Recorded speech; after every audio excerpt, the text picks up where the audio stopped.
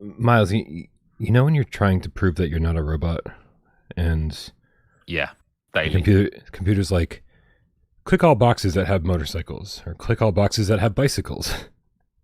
Yeah. You know, do you include the people that are on the bicycles or motorcycles as well? I never know. I'm like, what would a robot do? What's the opposite of what a robot would do? I don't know what the correct thing to do is. I think you just include the bikes.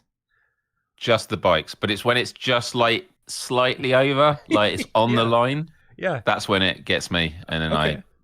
I panic. Well, what about signal lights? You know, like red lights, green They're lights, the that worst. stuff. Do you also click the poles that they're on, or just the device where Right. the lights are? I don't know. Okay, that's the one that throws me. I need more That throws me instructions. off. I hate the ones where it's not the just select them. It's like keep selecting until there are no more left. Dude, there's so many crosswalks in this world. I can't even fucking count. Yeah. So many. Like keep clicking the cars until there's no cars, and then it's just a road, and I'm like squinting my eyes, going, "Is that one in the distance? I don't know. I think that's a bike. All right. Yeah. I think we're clear. Send. Why? You are human. Why haven't we figured out a better way to describe if we're human or not yet? It's just such a weird thing. You would think at this point AI knows how to, point out bicycles on a grid. Oh, it does. It does very well. Probably better than us as well. Yeah, no, because they're like, well, humans are not bicycles. It's like a very clear answer for them. All right. Well, now that we get that out of the way, you want to do a show? Yeah, why not? All right, let's go.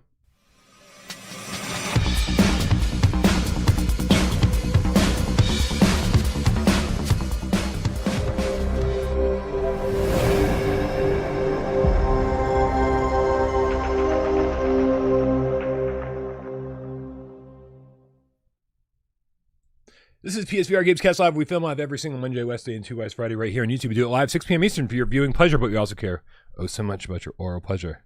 That's why we put this up on podcast services of your choice. My name is Brian Paul from this channel right here with that Parole and this guy over here. To my left, to your right, it is Myles Dyer from youtube.com/Myles. Hello, Brian. Hello, Game Cats. Brian, we are an hour closer than normal. I can feel it. I know, this is it. It's that time of year, every year, where for just a moment, we're just a little bit closer. So 4-hour difference, which means... We're so close. I feel like if I reach, I might even be able to... So ridiculous. But it meant that I'd just got out of the headset playing some Walkabout mini golf with my family. Oh, yeah. The new course, which we'll talk about. Thank you for inviting me. By the way, you invited me to go play Walkabout with your parents, and I was like, "Bro, I think it's too early in this relationship to meet your parents." I was like, I made up some other excuse about I gotta go play with Izzard or something, but I was like, I don't know, man. Like, I haven't known Myles long enough. This feels like a commitment. No, it was my parents, and it was my auntie and her other half. Because we the past week, I haven't been doing it every night, but they regularly play Walkabout mini golf now. It's a part of their routine. My dad plays a lot of Forefront now. He keeps asking me every day, "You gonna jump into Forefront?" And I'm like, "I want to. I will if I've got time." And yeah, that's been pretty amazing. But yeah, I came out of the headset, was gonna make myself a quick bit of dinner, and then I saw that Without Parole was already scheduled. Because most people always say like, "Oh, Myles, what sort of prep do you do for Without Parole Gamescast Live?" It's like, no, I fire up YouTube. I see the thumbnail of what's scheduled, and I'm like, and then I know that I'm going to log on, and Brian's going to give me a nice list of things to talk about. And I was like, oh my god, it's 10 p.m. This is a bit earlier, and it makes a huge difference. I was actually going to have a nap before the show, but I'll have a nap after now. It's been a long week, and the reason it's been a long week for me is it's been announced that at the end, like late March, it's going to be the VR game showcase, and we're working on a lot of stuff for that, as you'd expect us to be. And yeah. And just fill me in here. Fill me in. I've been keeping in touch with Jamie Feltham, but I have not heard any updates about a date for the VR showcase. I'm assuming he has not given one yet. Correct. We just know it's this month sometime. He's not given the date. I think he says late March, but Jamie will be giving an update soon. Very nice. You'd hope so, at least, anyway. Yeah, just one day it just goes live out of the blue. It's like, oh, yeah. Okay. Nice. Yeah, absolutely. But it's that weird thing of that time of year of like when you get to late March, it's that awkward thing. Because I think it happened a year ago. I was talking to him about it, where because of the time differences, the fact that the UK and US doesn't do it at the same time. At the moment, we're in Greenwich Mean Time, GMT. Yeah. 5-hour difference. 4-hour difference now. But then we'll go to British summertime, BST, which will put us back to 5 hours. So there's always that weird crossover period. Man, but yeah. I wish I didn't lose interest halfway through that conversation. I get so nothing boring, to add. But unfortunately, you have to be on the ball because otherwise, people miss it by an hour. Like, Fortunately, we got all the bugs worked out earlier in the week. I think at the end of AJ's and my stream on Monday, people showed up in the last 5 minutes going, "Oh, this is over." Right. So yeah, I think people are accustomed to the time change at least now, but I don't know. We'll see. What are you doing? Hey, get up! Hey, get off under there! Hey, good to see everyone in the chat. Hope you're all doing well. Lots of waving emojis. Love to see it. Yep. And if everything goes down, we'll know it's tornado. Hey, buddy, for the love of God, please stop fucking around down there. She only does it when I'm sitting here. If I get up and walk away, she'll come with me. But what are you going to do? We had a couple tips. Let's kick off the show with Luke Sparling's Canadian $7. He says, do you think early access has a place on the PlayStation Store? Do you think it would help indie VR devs to embrace an early access approach? This is something we've addressed a couple times, Myles, on the play, especially in regards to PSVR2. It does seem like something that could have plenty of positives, but also a series of negatives too. I don't think console gamers are nearly as accustomed to the early access type programs as we'd like to believe, and I think it would take a little bit of training on their part to be like, hey, these games aren't really done. Like, it would have to be a whole separate segment of the store. Like, it couldn't even be just thrown in with the rest of the games. Yes. With a big banner that says, hey, these games aren't done. And so, like, by buying them and paying a smaller price, you've got to understand that, like, these are games that are still in active development. Right? I think it would take some training on PlayStation's part in order to implement it. Yeah, when I first joined Impact Reality and I was learning about MetaQuest and how their store works, it was at a time they had something called App Labs, and it was basically like the early access area of the website, and it was great. I mean, I think even like Ghost of Tabor was on App Labs for quite a significant amount of time, and you could still sell your game, and they sold a hell of a lot of copies in early access, and then when it was finally ready, it went to launch.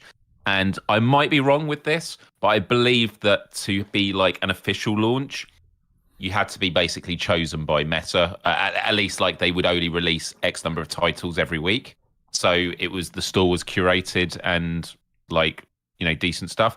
There might have been other ways to fully release. I'm not sure. I'm going to confuse myself there. But the point was that then there was suddenly a change where App Labs was closed and they just lumped it all in together. And like, a lot of developers did not like it because they just felt visibility went out the window.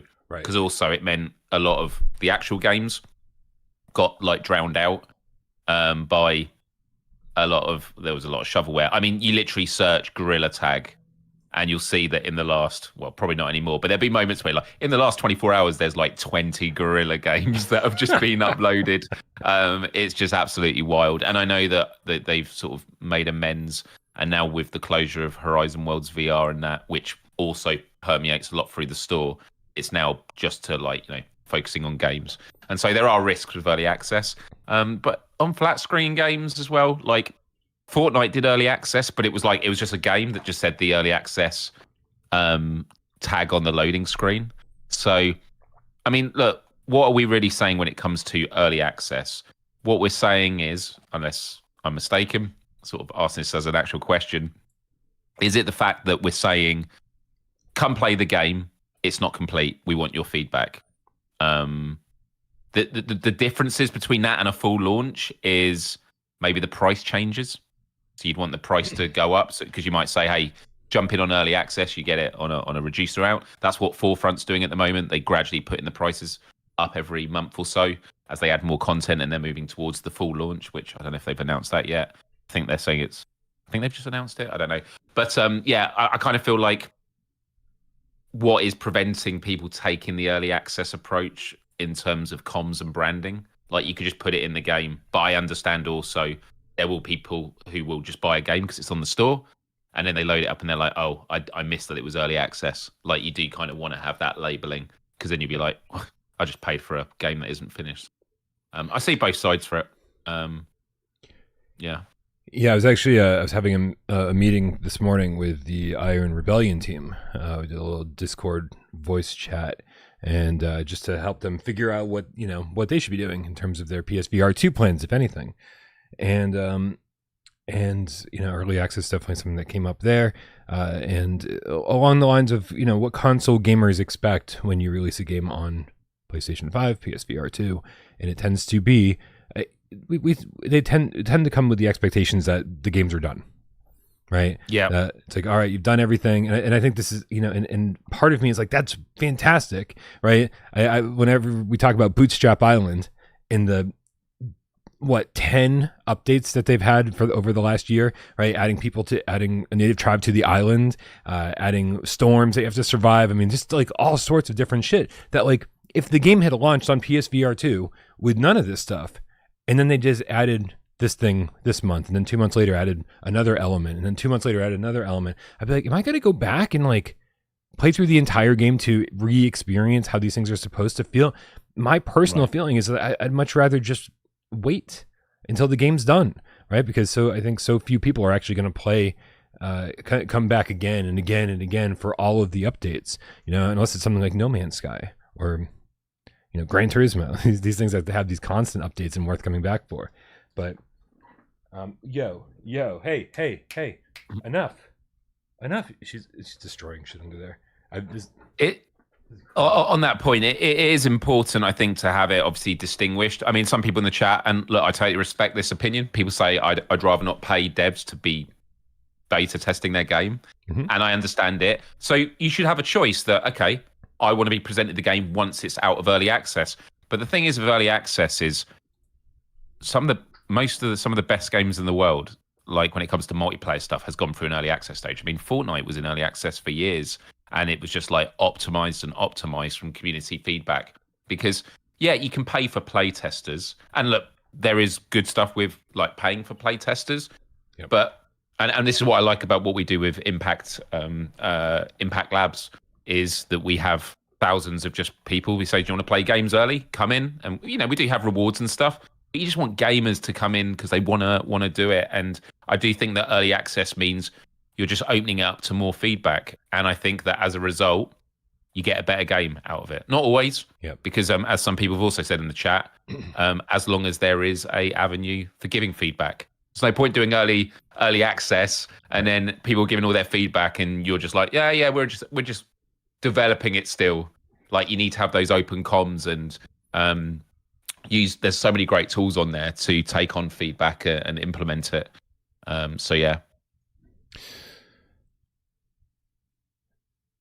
good point that was in the chat was that it's not like we haven't gotten early access games, right? Like Phasmophobia, to my knowledge, they launched it into, they were like, oh, it's early access on console. There's just no labeling for it.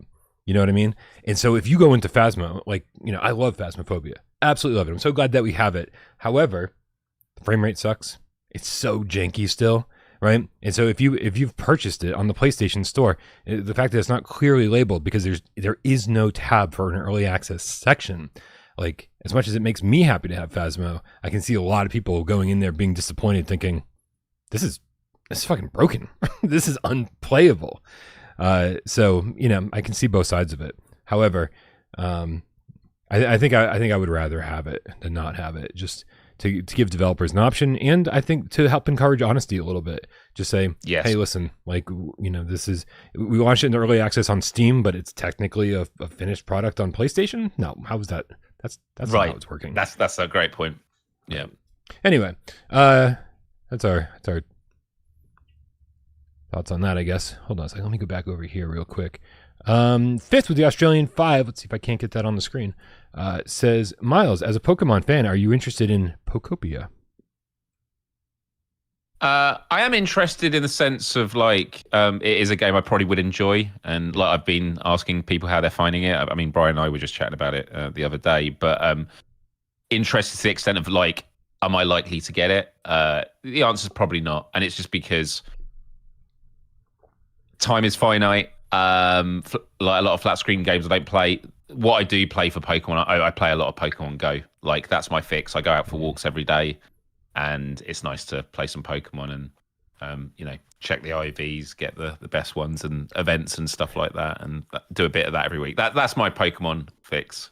So yeah, seems to be getting a good reception though. Seems surprisingly like a cozy game. Yeah, surprisingly good. Yeah, and I've been kind of like in love with cozy games recently. There's been so many good ones, and they really do just like give you a different feeling while you're playing them.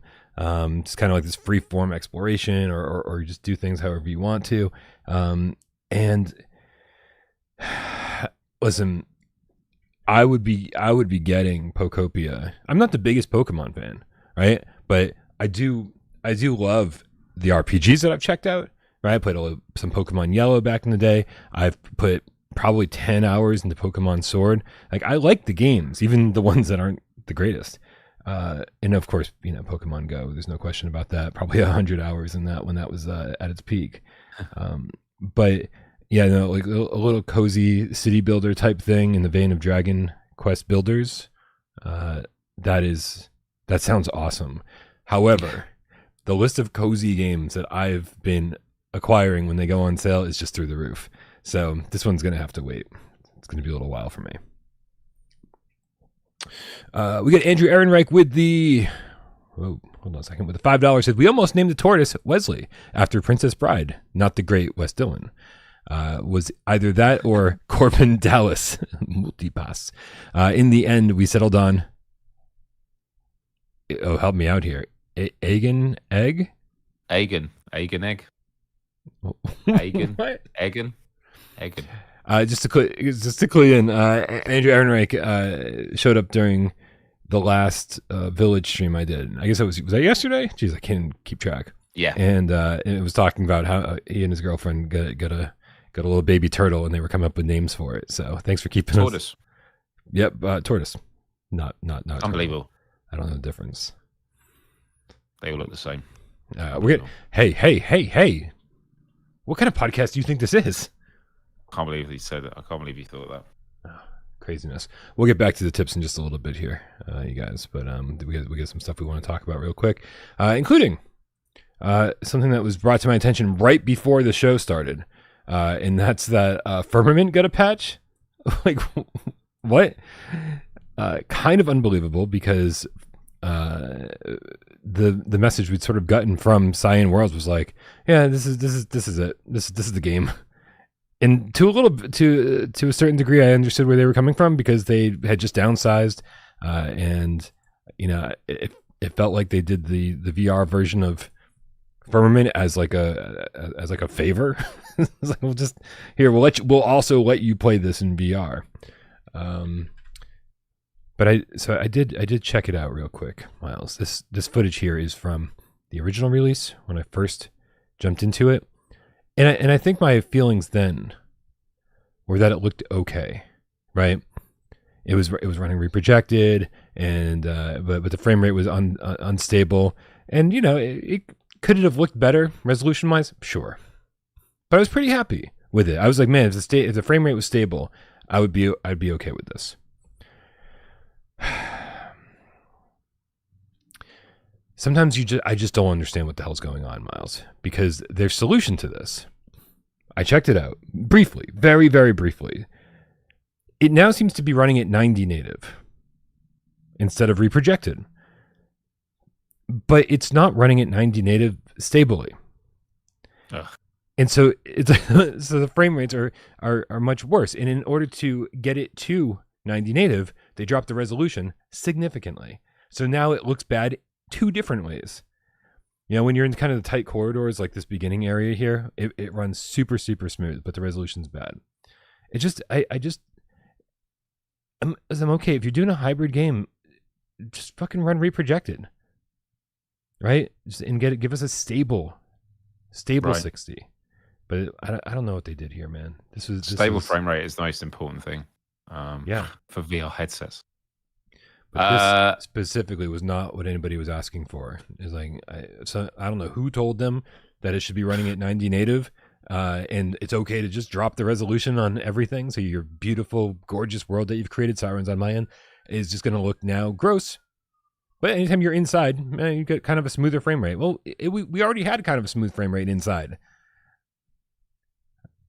Anyway, here's the Reddit post. This person posted, and thank whoever this was. Thank you very much. More Sirens over here.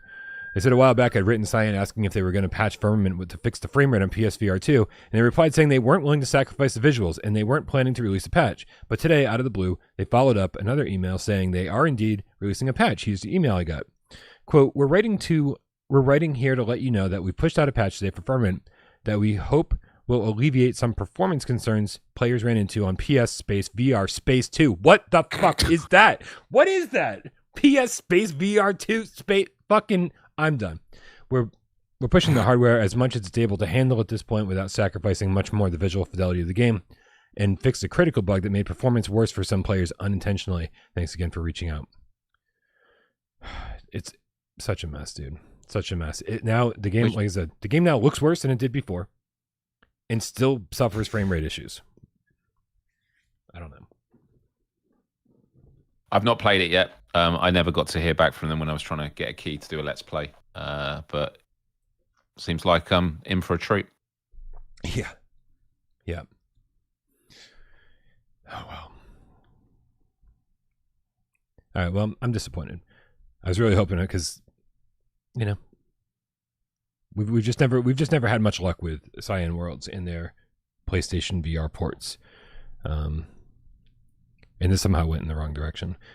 The Myles, I think this news might be even weirder. Did you see the trailer for the 7th Guest remake? I didn't see the trailer for it, but I saw the news today. Was it announced today or was it yesterday? This week has been such a blur for me. This week, I think it was yesterday. Yeah. 7th Guest remake. It looks suspiciously just like the PlayStation VR2 version of the 7th Guest VR. Yeah. And so basically what this is the 7th Guest VR, non-VR mode. And they've actually got a separate social media account for it, have they? Because they got set the 7th Guest remake as a Twitter account, but it's remake RMK, I think it is. Have they done that? Yeah, the 7th Guest RMK. So have they done that? Because they had a VR one, or have they literally just renamed it all? Oh, that's true. It could be. Yeah, that's it. Yeah. So they've basically renamed the social account to the 7th Guest, from 7th Guest VR to the 7th Guest remake. Well, RMK. I mean, listen, Servio's tried this with Alien Rogue Incursion, kind of delivering a flat screen version of the VR game afterwards. And I hope that worked out for them. I hope this works out for Vertigo, because, I mean, this is actually a pretty good remake of the 7th Guest. I'm curious to know what flat screen gamers will think of these sort of VR-ish graphics, right? You wonder, like, I think we're very tolerant of I mean, don't get me wrong, I think it's a good looking game, but I also think we're very tolerant of, you know, visuals in VR that look decidedly 2 gens ago. But I want to know if flat screen gamers are going to be tolerant of, you know, something that looks like this. Like, oh, this you remade the 7th Guest, and this is what it looks like, you know. Mm-hmm. So I'll be anxiously anticipating the reviews for this, and I hope it works out. I really do. I really hope it works out, because you know, this is a game from my childhood. I never played the sequel, the 11th Hour, and if this works out, then I think we will very likely get the 11th Hour VR, and then they'll sell it as a 11th Guest remake or 11th Hour remake. Right. It'd be great. Yeah, I think this is a cool move. It'll be interesting to see how it does. But I have to say, I just think that VR to flat is going to be something that we see more and more. And at Impact Reality, we're having this exact conversation. Like, we're always like thinking, are there things that we could bring to flat? And it's not to say that we're necessarily like, we want to bring, you know, like we have to do it. We're just like, maybe there is a way. Like, if you've, and kind of this is what happened with Postal 2 Redux, and Postal 2 VR was like, people were always asking, like, because we first came out and we said we're doing Postal 2 VR. And then we announced Postal 2 Redux. And everyone's like, what about VR? And it was just the fact that all this effort was going in to making the VR version and redoing stuff, that then there was a conversation about, well, actually, if we're doing this, all this hard work, you know, upgrading the graphics and stuff like that, could we actually be doing a redo, you know, like basically upgrading the flat version as well? That's slightly different. But I do think it comes into play here, which is there are sometimes arguments that if you're doing it with one, especially if it's with, I mean, Alien Rogue Incursion's a bit different, but this, it's like there will be fans of the original game where even if the graphics on the flat screen aren't the best thing ever, but I think it will look pretty cool and moody. I think this will still do well and appease those, you know, appeal to those people that were fans of the original. Yeah. So yeah. So look. At the end of the day, there's many things we talk about how we make VR more sustainable. It's you want things multi-platform. When it's multiplayer, you want cross-play, so you hit the critical mass of multiplayer audiences as quick as possible. And you want it on as many platforms as possible, not just VR. So like, I think if you can do flat versions and it brings in new, you know, you put all this development in and there's more avenues for revenue, doesn't have to be as successful, and it's not to say that, oh, they've given up on VR. It's just like it's been business smart, and I think if that can work, great. And especially on the cross-platform stuff. I mean, Phasmophobia, and I always talk about this again and again and again. It always blows people's mind, friends of mine who have Phasmophobia, and I'm like, you can play with your friends in VR on your flat screen, and it's the idea that as you're playing on your TV, you're seeing someone in there doing this, and it's like, oh, my friend is in there right now. And so I do think that, you know, there is benefits to the VR as well, having these flat versions, because there'll be no doubt that people will be in the conversations of, oh, did you know that this is actually playable in VR? Wow. Okay. You do have to wonder though, like when it comes to something like this, or you know, remember when Thief got announced, Thief VR, Legacy of Shadow, the number of flat screen gamers that were like, oh my god, it took 20 years for you guys to make a new Thief game, and it's VR only. I do think that just from a marketing perspective, you kind of got to release these games side by side on the flat screen and VR, so it doesn't seem like the flat screen gamers are just getting a flat version of a VR game, right? If you release them at the same time and you say it's also playable in VR on PSVR2, it doesn't, to the flat screen gamers, doesn't seem like that much of a sacrifice, right? It seems like, oh, it's something you can also do, not, oh, we get this, you know what I'm saying? That's exactly. No, absolutely. Because some people in the chat are like saying, well, it's surely it would be much harder to take something from VR to flat. It's a project by project basis. There'll be some games where, yes, it is, so that you won't do it. So it's like, I know everyone knows this. It's just not a blanket statement. It's just, it is a revenue stream that is worth considering. And it happened with Among Us VR. Obviously, Among Us 3D. Still confused by all that, but yeah. Yeah. I am too. Did you cover this earlier in the week? I never looked into the news that Shell Games they're no longer going to be, I don't know if it's they're no longer supporting it or they're handing it back to oh my god, who's the actual yeah, I forget. I forget, but they did say Sloth, yeah. Oh yeah, I would never remember that. That was not up in my brain somewhere. But they did say this was always the plan, right? So they were like, don't worry, don't panic, everything's fine. Yeah. Just cool. I keep breaking things. Real quick, we got your geekness. We're going to go with that. With the $5 says, still geek. Perfect. It says, what are the chances we get PSVR2 version of Assetto Corsa Evo once it's ported to PS5? Interested? GameCat Ops? Yo. I mean, listen, everything's a possibility, right?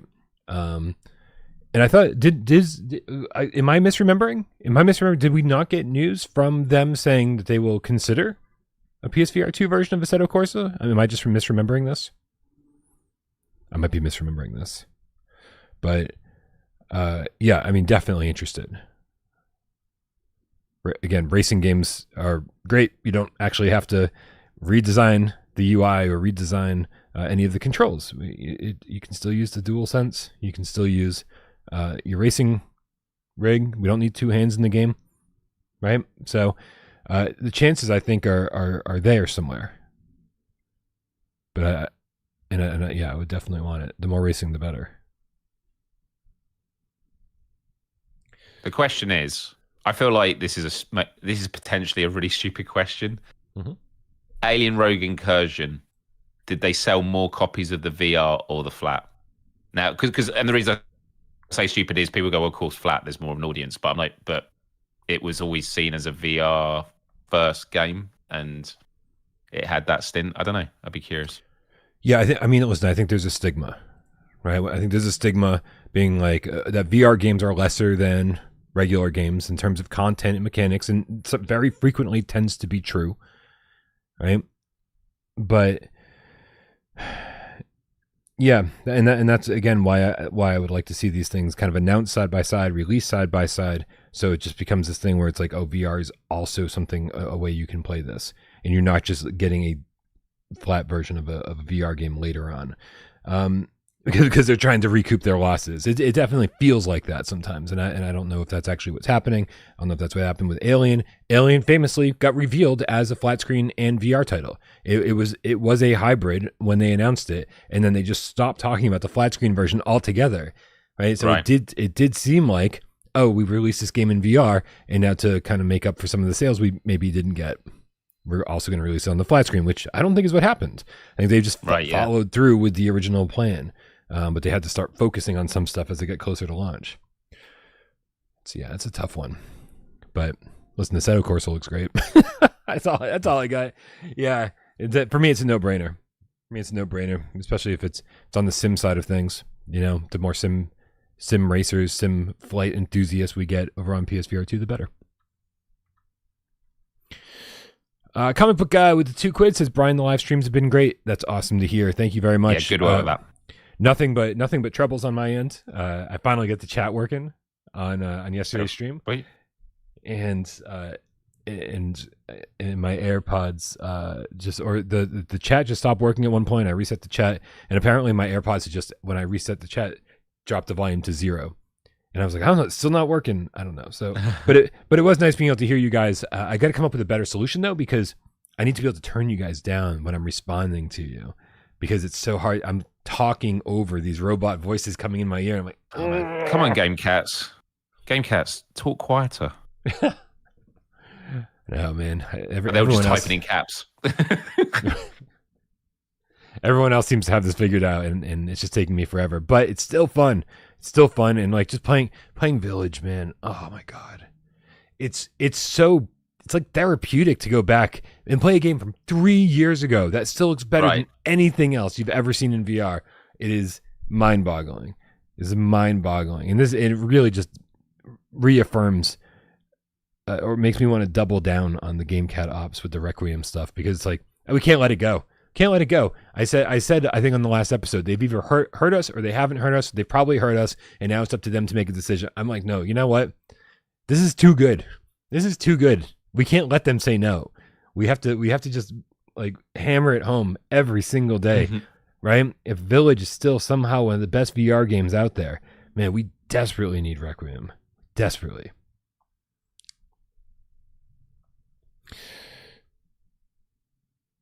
VR Joe, the Who's Your Game Cat? Who's your Game Cat? No, here it is. With the $5 tip says, Myles, I've seen your Madison playthrough and thought, if Myles can do it, I can do it. Myles, you didn't do it, but watching you try it made me laugh. Sorry if I screwed that up, Joe. Yeah, I'm halfway through the game, but it's going to become an annual Halloween thing, clearly. So 2 more Halloweens are covered. What? You're just going to play a piece of it every year? Every year, yeah. Because the Halloween's come around so quick. Yeah. It's almost here again, yeah. I know. See, we're almost halfway through March. People have asked me to play it for the fundraising streams. You'd have to promise me that like it's going to be worth my while, right? It is terrifying. I feel like when I'm thinking about Madison outside of VR, I feel very brave, very confident. Right? And then the second I put the headset on, I take it all back. I don't feel brave at all anymore. In fact, I'm terrified. And to be terrified on camera, live, with you guys watching is just so daunting, right? Because like you can't just quit. People are watching. People tuned in for this. Yeah. And not being able to quit when you want to is painful. Myles, we both played some Walkabout mini golf today separately. Did a little Passport Hollywood. I played with Izzard. You played with family. What did you think? It's going to come as a big surprise, but Mighty Coconut have done it again with another awesome course. Just like wholesome. You are in a Hollywood studio. You've got Walkabout sign instead of Hollywood on the hill. Yeah. And you've got all the sort of the Beverly Hills around it, all the homes, and you're just going through studios. So you've got all these different themes, all these different sets, and I just love the attention to detail. I mean, yes, you're there to play golf, but the environments are just so interesting, and I love the courses most when the holes feel like the courses feel like they are part of the scenery. Yeah. And so, I don't want to really like spoil too much. I mean, you'll see stuff on the videos, but like there's a bit where you're in a theater, and so you're sort of you have the ticket office outside, and then you can putt it down the aisle between all the chairs, and then on the front, and then they have references to their other courses. So there's a car that's like on the because it's based in the I'm gonna say it's based in the 1940s Hollywood. But you've got like a car that is being rocked side to side, and then there's a TV screen, like a projector screen behind it, of how they captured it, and it's of is it T-Rex Cliffs? Or was it Raptor Cliffs? What was it? Raptors Cliffs, yeah. They're driving down the road past Raptors Cliffs. It's very nice seeing all those references. And there's one room with just a ton of movie posters in them, in the room. And it takes a second to decipher a couple of them, but you're like, these are literally every movie poster is referencing an old course, which is very cool. Yeah, and it kind of rewards the players that have played them all, and it's I think just the world building is great. This is the first course that's come out since Mighty Coconut have obviously downsized their team. This would have been something that was already like under production because I assume they were always like a couple of courses ahead. But it adds to the, what's it called? Is it the Tourist? What's the playlist called? Tourist something. But it's like Venice. Part of the Passport series, right? Yeah, sorry, Passport series. That's what it's called. So without rambling on too much more, I played the regular, then played the hard mode. The club that you unlock, I think, is awesome. I'm not going to say anything about it. Enjoy it if you unlock it. But I thought the course was great. Really, really enjoyed it, and the hard mode was good fun too. I want to say more, but no, that'll be it for now. Yeah, I mean, listen, it has cats in it. It has cats in it. It does have cats, and I felt really bad giving the cats in game so much attention, right? Because the cat is sleeping on top of a crate. You walk up to the crate, the cat is sleeping there. You get real close, you can hear it purring, right? And I'm like, oh, this is so cute. This is so amazing. And literally IRL, Tornado is in a box 3 feet behind me doing the exact same thing. She's like, I'm a real fucking cat, Brian. And what? This is insulting. This is insulting. Yeah. But no, it's very, very cool, man. The video you've got at the moment, like the environment stuff, is like you got the bumps on the road going in, and so the first thing you're doing is you're going over the bumps, and it's just like smart, love it. Oh, like speed bumps for the parking lot. Yeah, the speed bumps. Yeah. It took me a second. Yeah. Sorry. No, this is great. I will say this. Man, please understand when I say this. I'm not trying to be negative.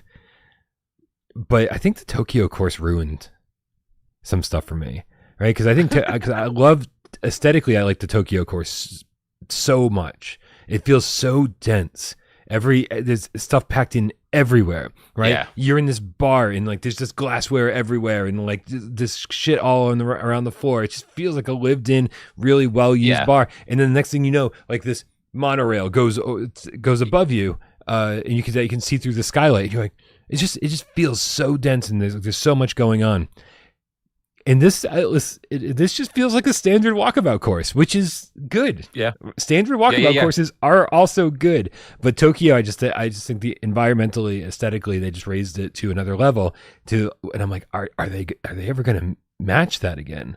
But I see myself. I find that they tend to alternate. I always get that. Because it's like I remember Alfheim when that came out, and I was like, Alfheim was fine. Like it was very simple. I mean, it's like a very beautiful environment, but very simple. And then you get the fairground one. Like that is incredibly dense, and like it feels like you're in an abandoned theme park. And they do come around. So I think with their reputation, when there are ones that feel maybe a little less. But saying that, I still think there's a lot of really cool stuff, environmental stuff in here. But I'm with you. The Tokyo one is like next level.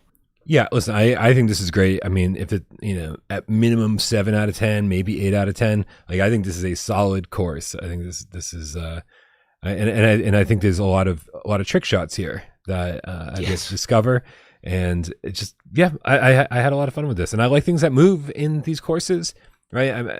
You don't always see it, but this one pulls in some things from, was it the Quixote? What the hell was the name of that one? Anyway, the one, there's a lot of wind in the something Quixote. I forget what it was. Oh yeah. And Quixote Valley. Quixote Valley, that's what it was. And they bring in wind again with the fans and everything like that. And you can see like that you're on like kind of the sets of these different movies, and they brought in some cool little gimmicks here and there, and to kind of give it its own flavor, make it special. And I do love, Myles. I always love when the hard course is a nighttime version of it, and this one is. Yes. So. Yeah, of course you have the beams of light going into the sky. And it's also the things that you just feel they didn't have to do, but they did. So like there's a prop room, so they've got all these props stacked up and all these shelves and that, and they're from like a lot of them are from different like courses and that. It's very cool, lots of references. But then like I was outside and waiting for the others, and I go on the roof of a building.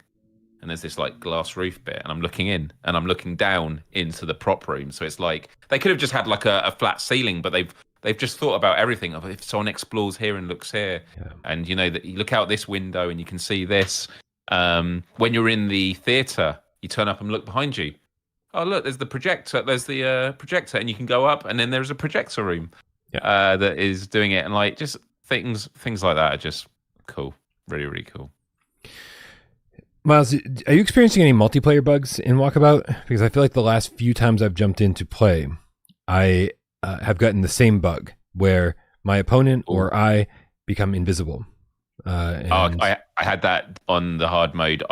Everyone else disappeared. I could hear him talking, so I just had to leave and join. Yeah. I've sometimes had it. The other bug I've had is where I don't think all the courses have them, but you've got the slingshot mini game you can do.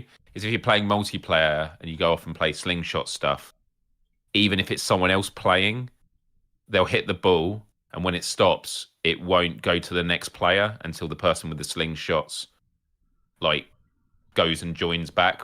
Oh, really? It's just So there's some weird stuff like that we're seeing repeatedly. But yeah, that invisible one, we've had people jump out and come back in. Cool. Just making sure it wasn't just me. I'm always concerned it's like my internet or something, because it was like the last 3 or 4 times I played that happened.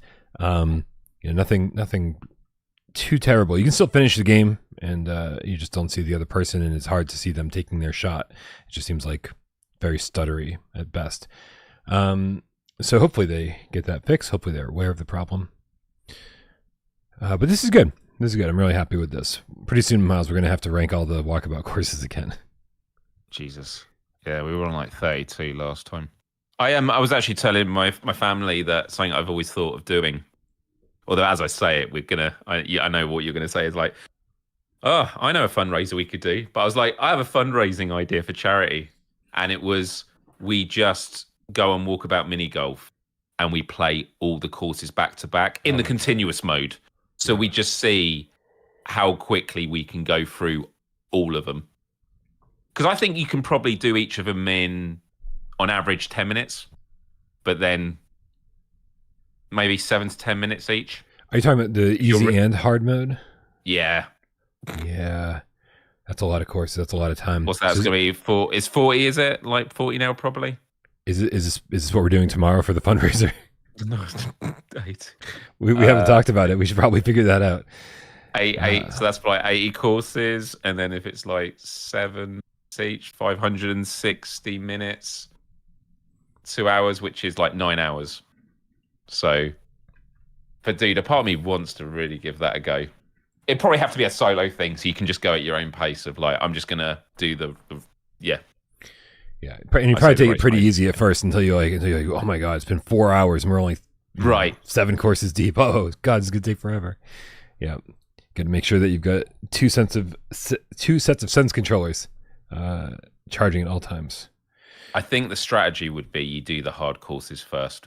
You don't want to be tired and frustrated on the hard courses. Get them out the way, and then just speed run them on. Or do you actually do easy, hard, so you're familiar with the environments and the mechanics? I don't know. I think that no matter how you try to plan it out, by the end you're going to be tired and frustrated, and it doesn't matter what fucking course you're on. I think that's how it's going to work out. We got Comic Book Guy with the £5 saying, with the release date of Little Nightmares Altered Echoes announced, remember, Out of Sight VR also comes out soon on PSVR2, and I think Quest 3. Yo, what a great transition. It's time to talk about some Little Nightmares Altered Echoes VR. This is, listen, first of all, this is crazy, Myles, right? I know. I put out a video in December about the games I'm most excited for in 2026 on PSVR2. And the very first one, I didn't even give a number. I'm like, I'm not even putting this in the top 13. This is just a bonus. And it was literally Little Nightmares VR, because we didn't know when it was coming out. We didn't know how far into development it was. And on top of it, they didn't even announce what platforms it was coming to. So I was just rolling the dice saying, I hope it comes to PSVR2. And if it does, it's one of my most anticipated games. And then yesterday, out of the blue, we got a PlayStation blog post and a trailer and a release date for Little Nightmares Altered Echoes. This is exciting. This is very exciting. Are you also excited? Here we go. I've never played Little Nightmares, so I have no connection with it. But look, in terms of the world building and the imagery, it looks like an amazing thing to experience in VR. So yeah, and I tell you, there's very few things that really get me excited gaming wise these days, because of just, we're very spoiled, and there's a lot of great stuff. And obviously with what we do, we get to play everything. And it has to be something very close to my heart. So I think if I was a Little Nightmares fan, I'd love it. But I'm actually really interested to hear more of you talking about it, because you have played the Little Nightmares games, right? I mean, I've played some of one. Okay. That's the extent of my Little Nightmares experience. And I always thought that Little Nightmares was 1 or 2, whatever, would make a great VR game, and not in the sense that like, oh, I wish this was first person, and I wish that we could experience it in first person. Just as is, right? Little Nightmares 1, as is, diorama style. You kind of get to look into this world and get a better sense of scale in the 3D perspective. And I thought that would work perfectly. I didn't think we needed anything other than a VR perspective. We didn't need first person controls, none of that. Just play it the way it is. And with this being first person makes me really happy, because it means, first of all, this is a new Little Nightmares game. And that's cool, because more of these games, the better. But also it means that maybe we could still convince Bandai Namco, they're like, hey, this is great, but we'd also love it if you let Little Nightmares 1 and 2 become hybrid games, right? Where we could actually just play it in third person and peek in from that perspective, right? So this being a completely separate thing means, hey, that other thing is still possible. We could have the best of both worlds. You know, I know some people were upset that this wasn't a third person game. That's how they wanted to play it. But I'm like, it means that nothing is off the table right now. which is very cool. Everybody, it's possible that everybody could get what they want, and I like that.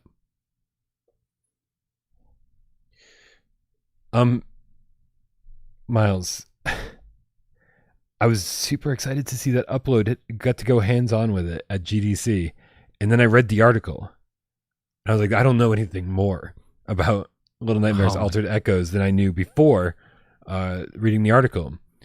One of the things they mentioned were the blinders that a lot of people have pointed out, right? You kind of have this like triangle style blinder to make it look like a hoodie, right? Which is fine as long as you can turn it off. Right. And they weren't sure if you're gonna be able to turn it off. They didn't seem to ask anybody, and they weren't able to check the options menu to see if they could turn it off.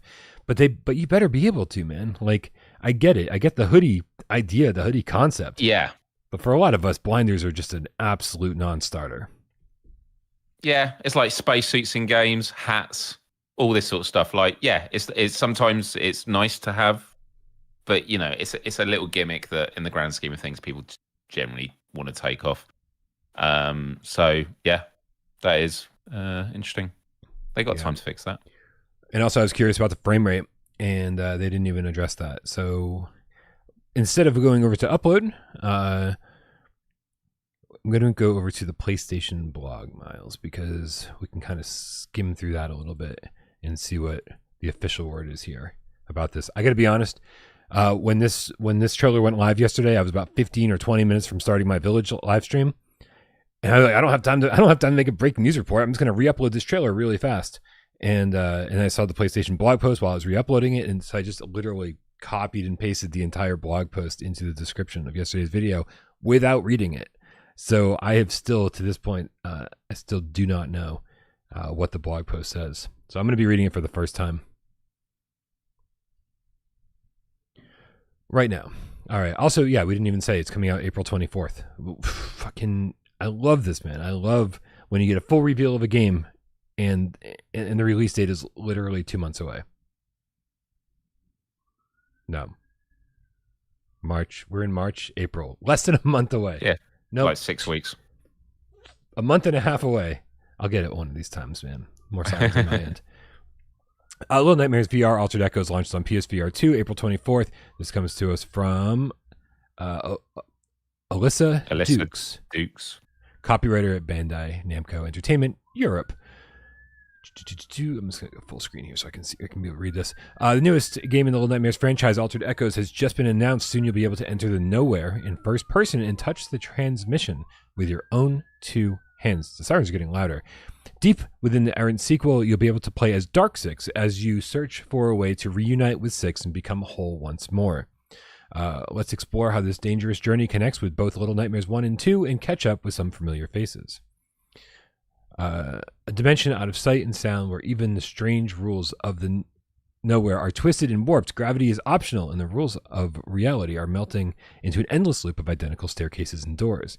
But somewhere, a familiar song is beckoning, leading you through these recursive passages and puzzles as you dodge dangerous traps and even more dangerous residents. It should come as no surprise as a thin man stalks these unending halls at one end. I can't read, Myles. At one with static in the noise. If he catches you, not even a remnant will remain. At the heart of the Dark Six's experience of the transmission is the inescapable music box. It guides Dark Six and pushes away the writhing shadows that hunt her. Even so, under the malignant influence of the transmission, its simple melody seems to exert an uncanny power over Six that you must try to untangle. Here within the signal, the music box's song is both the path and the unknown destination. Follow its song. To do otherwise is to lose yourself to the noise. The music leads you through the past, through the school where Six was captured by bullies. Here in the transmission, the bullies are gone, and only the teacher remains. In this childless classroom, the teacher seems to have somewhat lost the plot and is building endless pillars of books, acting as both the inventor and the minotaur of a maddening labyrinth you must navigate to stay on course. In this genuine fate, this is just this is just really describing the locations you're visiting. Yep. I I'm a little bit surprised. I mean, listen, they still got 5 weeks to talk more about some technical things or whatever. But I am a little bit surprised that like this fairly lengthy blog post. It's not telling us much either.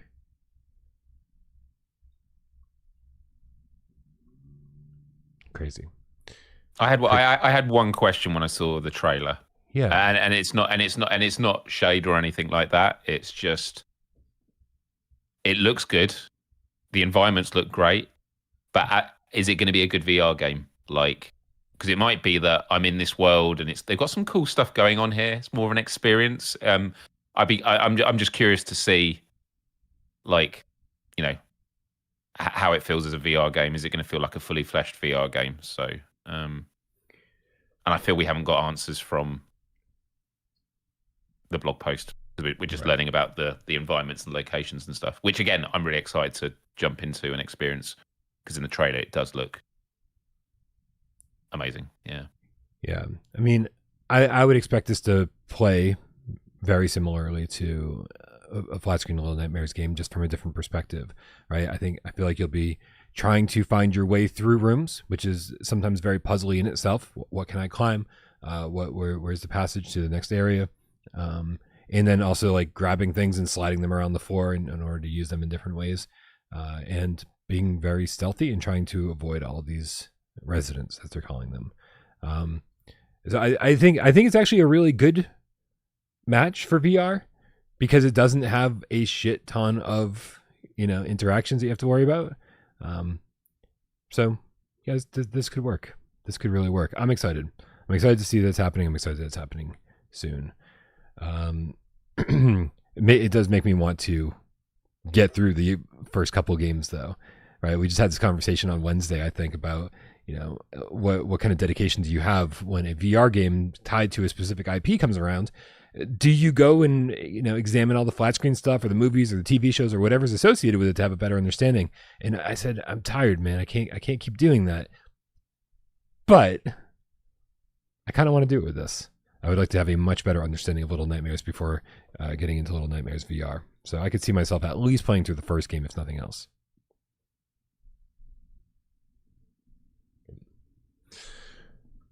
Man, we got a lot more tips. I'm scrolling. We got 4 Aces Gamer Cat with the 1337 says, join us for a chill weekend gaming with the cats. We voted for Walkabout Mini Golf on Saturday.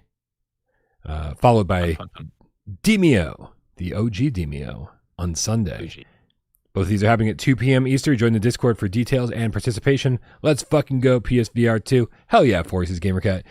This is great. This is great. There's some good choices for the weekend. Like you said, pretty chill. Not a lot of running and climbing and jumping and sword fighting. You get to play these games very relaxed. So it'll be a nice social hangout. If you guys don't know, we do this every single weekend, 2 p.m. Eastern. The cats vote on which games they want to play together, and then they do. Demio is probably sitting in a lot of people's libraries right now, possibly unplayed, because that game is so much better with 3 other people. So this is your chance to finally do that with a very, very cool community. 4 Gamer Cat with the $2 says, Myles, the live streams have been great. Myles, what have you been streaming? This week I live streamed Iron Guard Salvation. Ooh. And I live streamed Rager. I did Rager on Monday, was it? I can't remember. It's been a real blur this week. So yeah, a couple of games. I want to do a couple others. It's honestly, guys, it's been so full on. I just haven't stopped. So yeah, I'm hopefully gonna do some live streaming this weekend. So Let's Plays, that is. Yeah. Man, level 5 Salvation's brutal, isn't it?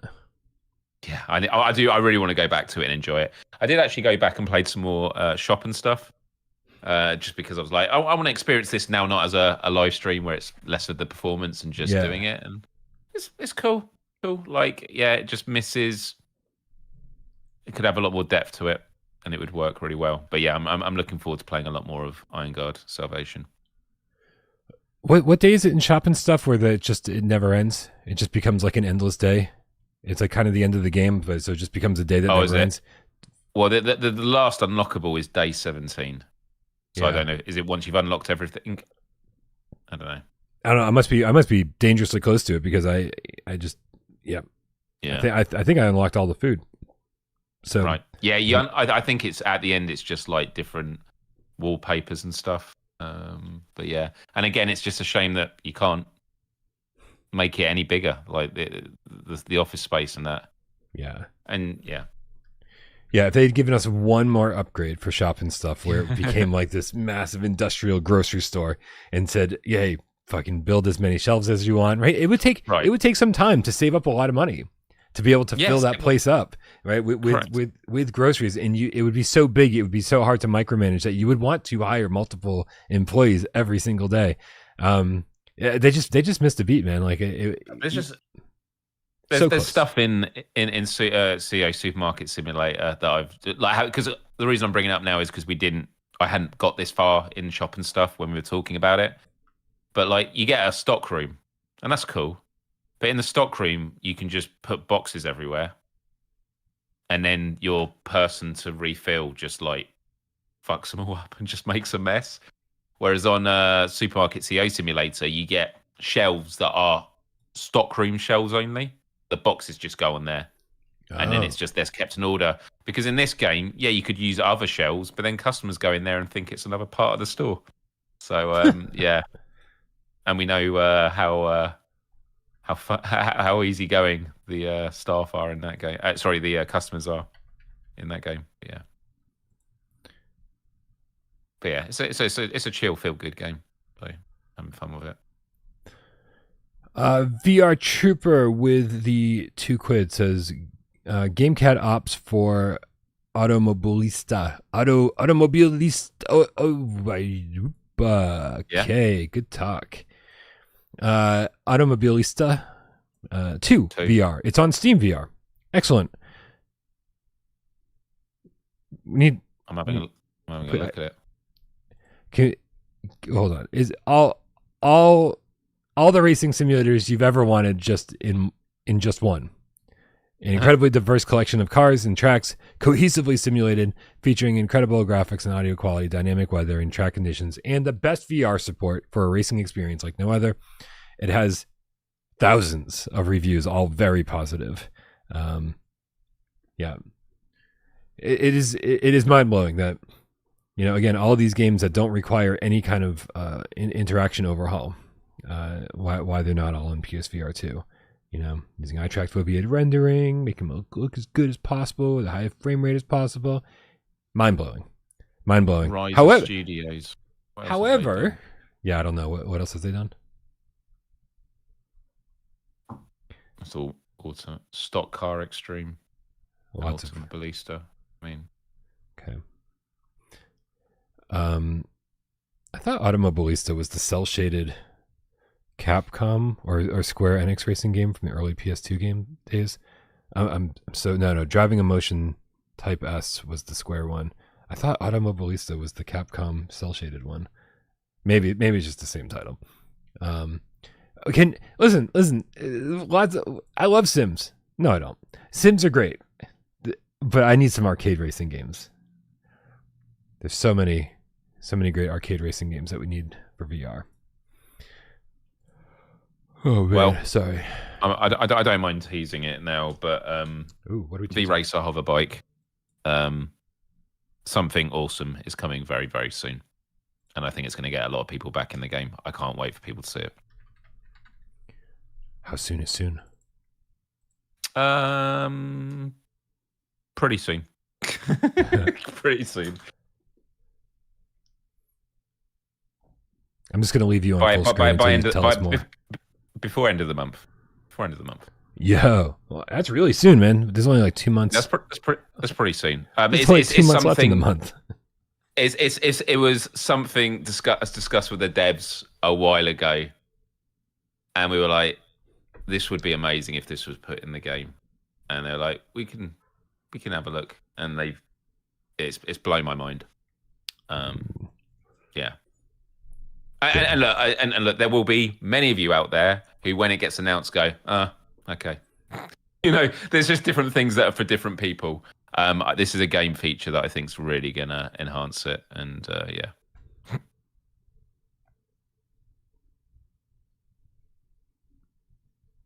And when is the RoboQuest multiplayer coming? Oh, I don't know.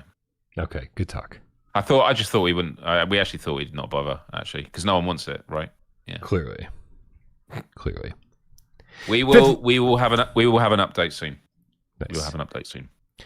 Also, MetaQuest players are just like, when's it coming to MetaQuest? And like, yeah, I feel for them, and you know, we'll be giving answers soon. You're 4 aces, Gencat. Stop it, Myles. You're killing me. Fifth with the Australian $5 says, enjoyed the tattoo episode last week, Myles. What tattoo would you and Brian get together? Like matching tattoos? yeah, we'll get half and half, so we put our arms together. There we go. Yeah, I had a friend of mine who it turned out I had not actually seen in person in almost 10 years. Wow. But since that was actually when I last seen him was just before he became a tattoo artist. So yeah, for those my Wednesday show, I have people come on and all different. It's not just about gaming. And I have a friend that's a tattoo artist. I was like, I have questions for tattoo artists. I was like, you know, it's kind of cool, right? Like the idea that you do art that is not just permanent, but like someone's walking out your shop with it on them like forever. And it was cool. It was like a 90-minute conversation. Adam Octopandry he's called. And one of his arms, dude, it's like Cacodemon from Doom, Day of the Tentacle, lots of gaming references and stuff. Like it's really cool in there. I haven't got any tattoos. So have you got any tattoos? Go by Octopanda? Octopanda, yeah. That's adorable. Yeah, it's a cool name. It's a great name. I wish I had a name as cool as Octopanda. I didn't ask him how he came up with that. Oh my god, that'd be my first question. Yeah, I know, right? Before you even sit down, I need an explanation. Yeah. Yeah, I've got tattoos. I actually love tattoos. Oh, you do? I've got one on my shoulder. I've got one on my back. Nothing crazy. I've always wanted to have a sleeve, and I'm like, I feel like I'm getting to the point where it's like, bro, should I get off the pot? Like, I don't think I'm going to be going to get tattoos when I'm 60. You know what I mean? It's like how many more years do I have of my like elasticity? How much more elasticity do I have in the skin? Right. I don't know how old you can be to get a big tattoo job like that done. However, tattoos cost a lot of money. They're like thousands of dollars to be able to do, you know, what I'm looking for. And that's just not really in the cards right now. But I do love tattoos. Big fan. And dude, it's like when you do your dev interviews and you're like, oh, they're really interesting, but they don't get as many views. Like this, I think it was actually one of the most interesting conversations I've had. And it hasn't done huge views. It might do over time and stuff like that, but that's just the way it goes. And look, I still want to do it. It's still important. But one of the things I was asking him about, because something I'm trying to get in the flow of is every week before the episode, like the day before, I'll announce who the guest is and then say if you've got any questions for them, ask now. Yes. And so I was just saying, is there anything you've wanted to ask a tattoo artist? And someone was asking, like, where's the best and worst place to get a tattoo in terms of pain? And then he had a really interesting answer about, well, it's actually about pain thresholds. He's like, if you're someone who's very ticklish, don't get it on your ribs. Like, don't get tattoos on your ribs. Like, that's going to be really bad. But one of the questions was about, you know, you can get tattoos on your eyelids. People do it. Yeah. And he says he's never done it, but he says someone he was with, the way they did it, dude, when I explain this sounds like a horror movie. They got a spoon and they put it under the eyelid to then tattoo on it, so the spoon's on the other side. Oh, and I'm like, painful. Yeah, I know. I'm just like, yeah. So anyway, there's all that on my Myles Die Live on Wednesday for it. So yes. Yeah, everybody go check out Myles' channel. Go subscribe to youtube.com/Myles. Thank you very much. But yeah, there needs to be a proper tattoo VR game. I think it'd be good. Tattoo simulator. You mean not shaven stuff? Not it was shaven stuff, wasn't it? It was the transferable tattoos. No, you want one where it's like bloody if you do it wrong. Man, I don't know what happened today, man. Like I feel like I'm dying. Just completely fucking exhausted. It's been a long day. It's been a long day, and I got I desperately want to get PSVR this week edited tonight. This week, and if I don't finish it tonight, at least finish it tomorrow morning. I don't think I did an episode last week. I think I was in a bad mood, so I didn't do it. We got Nat Attack Gaming. Welcome to Level 1 membership.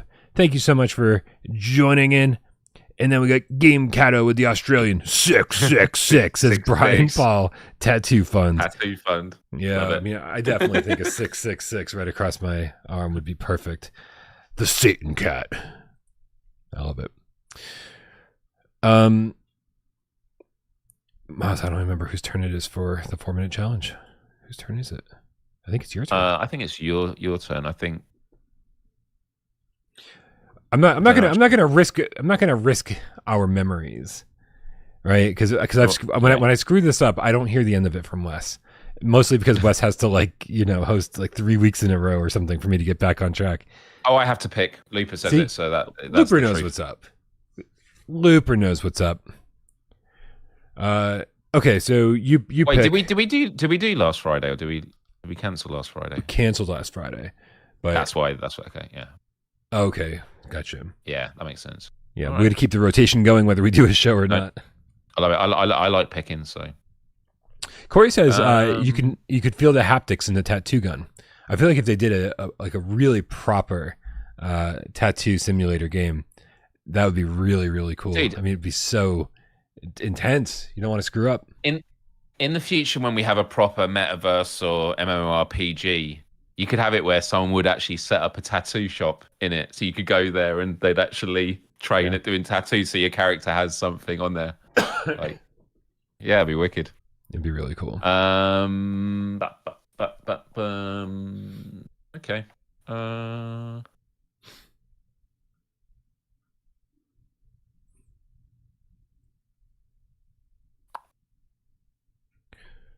Shoot, I just keep remembering things I have to do. It never ends. Oh, I hate that. Yeah. Oh, the other game I played this week, I'm not going to pick it. God of Rifts. I played God of Rifts. How is that? Not great, but then when you crank up the difficulty and you play the arcade mode afterwards, I actually had quite a good time with it. But I think it's going to be a good platinum to go for if it's not broken. But then I'll be one and done with it, really. Yeah. It's a bit one note. Yeah. Gotcha. All right. Yeah, you're good? Yeah, I think so. Yeah. We're good. All right, you guys know how this works. We got an infinite number of yes or no questions to ask, but only 4 minutes to ask them in to figure out what PSVR1 or PSVR2 game Miles is thinking of. So ask your questions in the chat, and then based on the answers we get, suggest games that it might be. Everybody ready? Everybody ready out there? On your mark. Get Dez. Go. Is this a hybrid game? No. Okay. Is it realistic artistically? No. Is it multiplayer? No. Not multiplayer. Would you call it a narrative-driven game?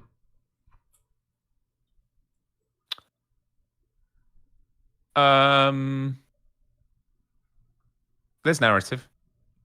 Okay. Would you call it an adventure that you're on, that you go on? Yeah. Okay.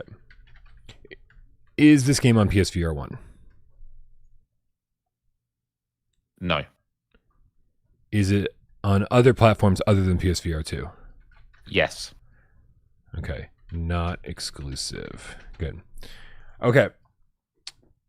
Is this based on any kind of known IP from movies or games or anything like that? No. No. Okay. Not IP. Let's see what the chat is saying. Oh, good question. Looper asked if there's any third-person elements. No. Okay, so all first-person, we're assuming.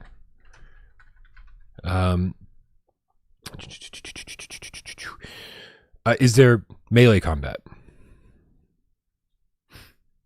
I'm going to say no. I don't think there is, no. Okay. Do you shoot stuff? Whether it's... Yes. You do. Guns? Yes. Okay. Do you shoot anything other than guns? No,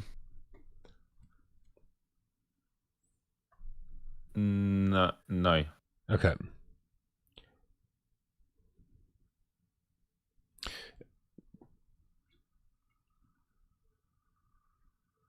And it's not part of an existing game franchise. We already said that, right? I haven't asked that. Sorry, existing game franchise. Yeah. As in, there's other. Like if like this is like if we were talking about Thief or Metro, like there are other games in this series. Okay. I mean, there are games in this series. It's not based on some big franchise. There are other games in this series. Yes. That changes a lot. Is it published by Vertigo Games? No. Okay, that eliminates Metro. That eliminates Thief. Is it by Servios? No. Okay, there goes Alien. Again, I'm using the IP question instead of the game series question. My bad. Are there zombies? Everybody's asking about zombies. No. Okay. Are there any retro elements to it? Define retro elements. Would somebody who enjoys retro video games enjoy the content here? I'm gonna say no. I'm gonna say no to that. Yeah. Nah. Okay. Is it the puzzles? Are there puzzles in the game? No, I don't think so. Okay, there goes Red Matter. Crap. We're out of ideas. We're out of ideas. We got 5 seconds. Okay. Is it military themed? Yeah. It's military themed, but it can't be Crossfire or Zero Caliber because you said not multiplayer to begin with.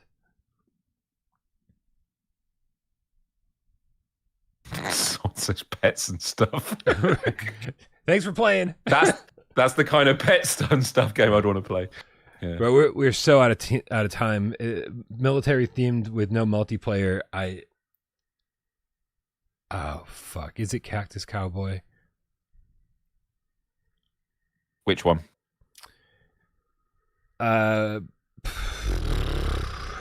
Desert Warfare. It is, Brian. Whoa. Cactus Cowboy, Desert Warfare. Well done, dude. Yeah, I'll let Looper decide if that was a win or not. That was well over the allotted time. Sure, yeah. Yeah. A good one. Yeah, when you said, do you shoot just guns, I was like, RP, I don't think you shoot RPGs in it, but yeah. And you do kind of take control of other stuff in it, but yeah, I'm pretty sure. Dude, I was hoping you weren't going to ask me the question, is it a good game? Because I was like, that's going to be controversial. Because I think it is a good game. It is so optimized. Like, it looks buttery smooth. Guns feel good. It's fun. And it's got 4.7 on the PlayStation Store. So very nice. But yeah. Very nice.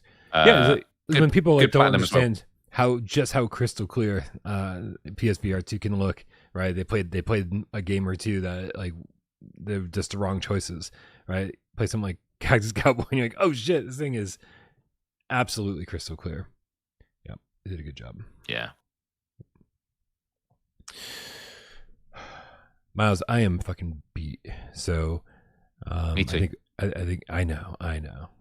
So I think we're gonna wrap this up. But thank you guys so much for being here. Always enjoy everybody's company, and very excited for. Oh hey, we got Made a Scare next week. So we got some good shit coming up. Hopefully, whoa. Fingers crossed. Good stuff. But you guys are awesome. Thank you so much for supporting the channel, whether it's financially or just by being here. You guys are all amazing. But patreon.com/Parole Games. Being a member here, tipping during the show, you guys are keeping the lights on, and I appreciate you very, very much for it. It sounds like we'll be doing a multiplayer stream tomorrow to help raise some money for the Vegas trip. It's coming so much faster. it went from being like 3 months away to being like, oh, like 5 weeks away. That's crazy. So we appreciate everybody that helps out with that too. You guys are awesome. Maybe sit back and watch the show and don't say a goddamn word. We know you're out there. We love you just as much. Here it is, you guys. Your clip of the week, courtesy of Kramer 3K. Let's go. It's like this time of day. In fact, yeah, the parking lot will still be closed. You go up there. You go up there. Oh, Jesus Christ.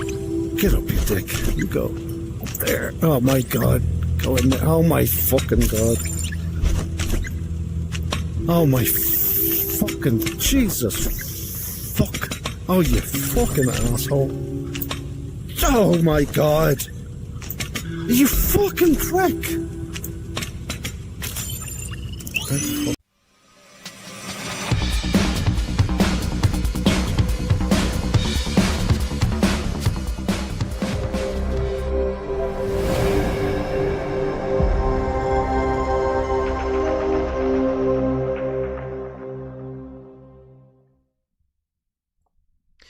For anyone who doesn't know, you can submit your clips for a potential clip of the week material on our Discord.